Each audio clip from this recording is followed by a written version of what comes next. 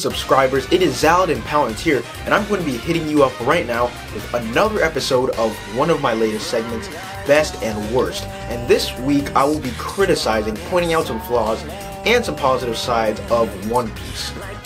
What I believe to be the best written out of the big three currently. One of the best things about One Piece, in my personal opinion, is the wide demographic that it appeals to. If you watch One Piece, you'll know that at some moments, they're very hardcore moments, kind of bloody, and kind of geared towards an older audience.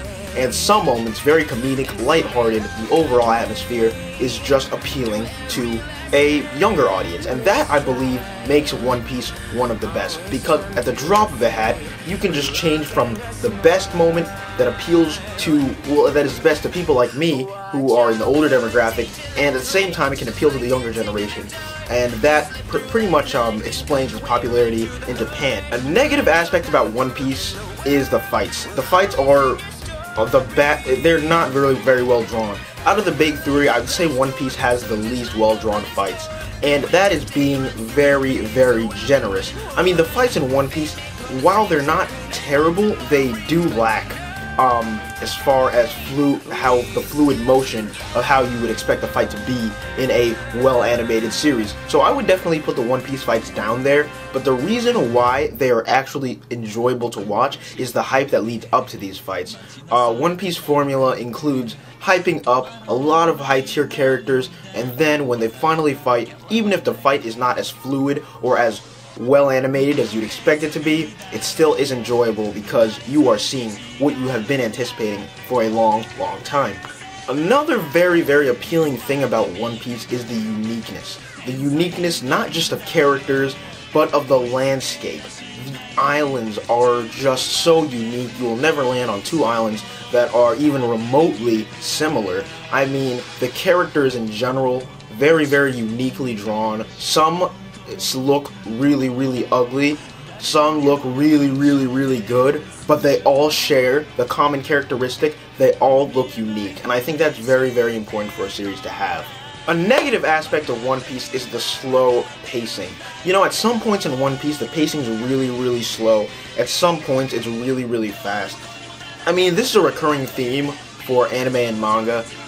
You know, they kind of alternate between slow and fast-paced pacing. But One Piece, I think it tends to stick to the slower pacing because of the air of mystery, because of the air of anticipation, hyping up characters, all that stuff. So I mean, it could be seen as a positive thing, the slow pacing, but to me, I think it's more of a negative thing because I like to see the arcs, the point of an arc being reached a lot faster than we usually see in One Piece. Namely, Fishman Island, how we had to wait a long time for the final battle, and when it finally came, it wasn't really even that impressive. In that sense, I would say that One Piece would definitely be a lot better of a series, in my opinion, if it just picked up the pacing for parts that don't necessarily need as much hype because the conclusion won't even be worth it anyways. Another great thing about One Piece is the sense of comedy and the sense of mystery.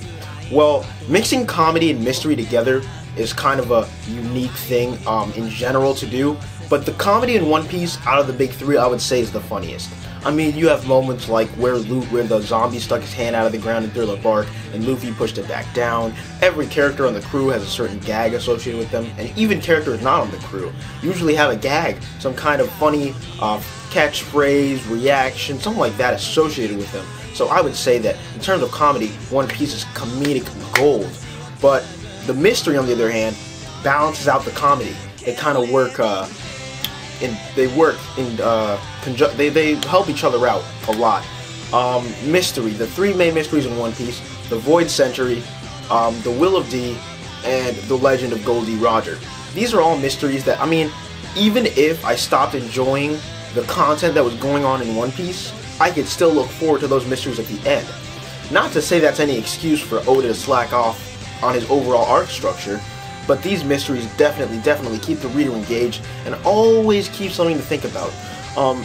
What I've noticed, this really shows in One Piece centered conversation.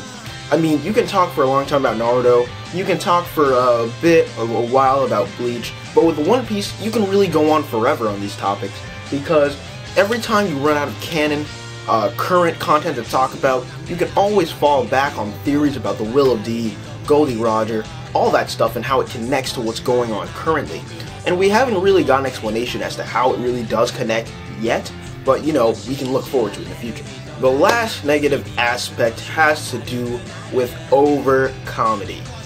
Now, when I said before that One Piece appeals to a wider demographic, the problem that's always encountered when any show tries to appeal to both the young and the older fans is that you can kind of skew what interests them. For example, over comedy. The balance of mystery and comedy, when it's interrupted, you're going to upset one of the demographics. What I've seen is over comedy, such as Sanji in Fishman Island, losing so much blood up because of that nosebleed because he saw the girl, that it led to him needing a blood transfusion. Now, I don't know about everyone else, but I didn't think that was funny at all. I think if you overdo a gag just to appeal to those that are watching the show that like comedy more, then you will upset the people that are in it for the anticipation, mystery, and fights. So yeah, that was definitely a misplay on Oda's part in my personal opinion. On to the characters, the best and worst characters in One Piece. One of the best I'd say is Monkey D. Dragon, mainly because of the hype associated with him. This guy's literally been hyped since day one. And now, I'm not saying he's going to be overwhelming, underwhelming. I'm actually not going to go into discussion about Dragon because those conversations go on for a long time. But Dragon is definitely one of the most anticipated characters. We all One Piece fans want to see what Dragon's made of, in a sense. So that's really anticipated, and that really makes Dragon a really, really good quality character so far. Another character, well, this character pissed me off more than made me happy. Porty Jones. You know, the problem with Fishman Island, one of the problems in my opinion, is the main villain really wasn't all that strong when it came down to it. And I don't see why. You know, after we saw Zoro kind of defeat him underwater, it was kind of underwhelming because everyone's like, wow, was this guy really the final villain? He just got defeated by Zoro. How much can these steroids actually help him? Well, they ended up helping him a lot, but anyways, he ended up losing in the end, and I just think he was really underwhelming.